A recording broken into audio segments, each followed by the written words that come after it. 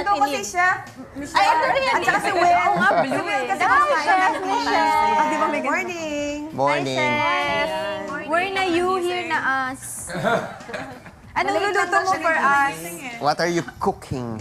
Kaya simple lang muna yung breakfast for today. Yung stir-fried tofu with mushrooms. Nakalimutan ko pa yung shiitake mushrooms ko. Kaya button mushrooms. Yay! Sige, ano-ano yung mga ingredients? Peanut oil, tapos red onions, garlic, tapos wala pa yung pan ko. Ayun. Ito. Yan. Ay, gumagana. Asa ba? Jex, hindi ako marunong magbukas nun eh. Si Jeg ba marunong? Ay, yes. Sira daw yan. Beef steak. Sira yung kabila. Share na naman kami ni Will. Yan. You're right. Tapos ito na. Pero kahit ano, no? mushrooms pwede gamitin, no? Pwede sila Bigyan ng shiitake mushrooms kasi yung earthy worth 2 flavor niya. pesos. Madulan siya ng earthy Mas healthy din ba siya sa other mushrooms? Hindi naman, not necessarily. Kaya lang mas masarap. Masarap flavor na niya. yun. Kasi yung, usually pag yung mga button mushrooms na canned, di ba, wala nang Yeah. Saka may preservatives na yun eh. Hindi na siya healthy. Tapos merong carrots. What's this? Ito yung sauce niya. Paano niyo Stir-fried ginawa tofu with yung- mushrooms. Stir-fried lang siya. Peanut oil, tapos onions, Ang mahal ng garlic. peanut oil. Ano bang pwedeng... Kasi, Doc, yung peanut oil kasi, bukod sa mataas yung ano niya, yung, what do you call this? Help me out. Natutulog pa yung utak ko.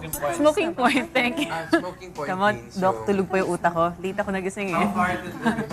Oh, okay. Yeah, at least mga 220 degrees. Yun yung pinakamataas, yung very pinaka-smoking point. And it's not really used for frying. It's used to flavor another oil. Ang combination usually is sesame and canola or corn and peanuts. Usually mga ganon. O kaya, they could also use fry masta. Exactly. Diba? For deep, So, deep fat fry. pero yun nga, ang mahal-mahal kasi niya. Kasi you Could don't- you substitute it No, you for don't use it something? for frying.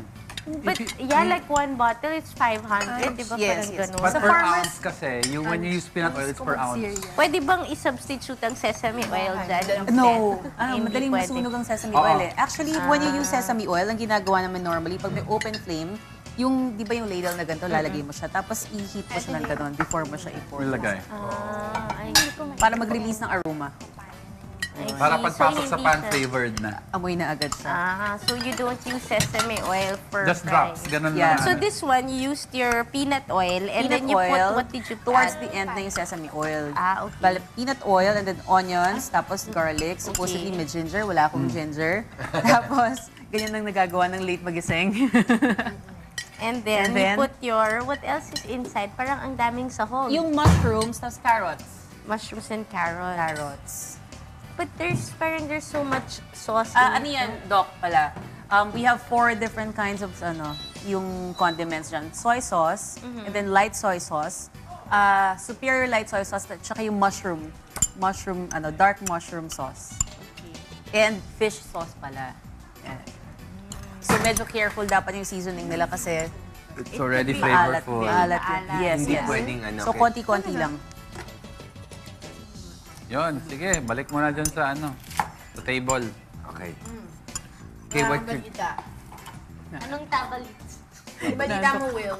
Hirap gumising. Ako wala eh. Masarap yung green tea sa labas. Saan galing? Kay Jaja. Pwede din. Nag-ano kami, nagko-compare kami ni Diego ng brands. Anong mas masarap?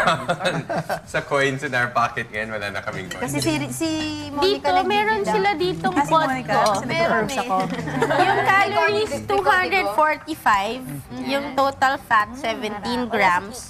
Sodium of 488 milligrams. Carbohydrate of 18 grams. And protein of 11 grams. So, yung calories nito, 245. my God. Not so good, not so high, no? Ano siya? Very good naman. Tofu.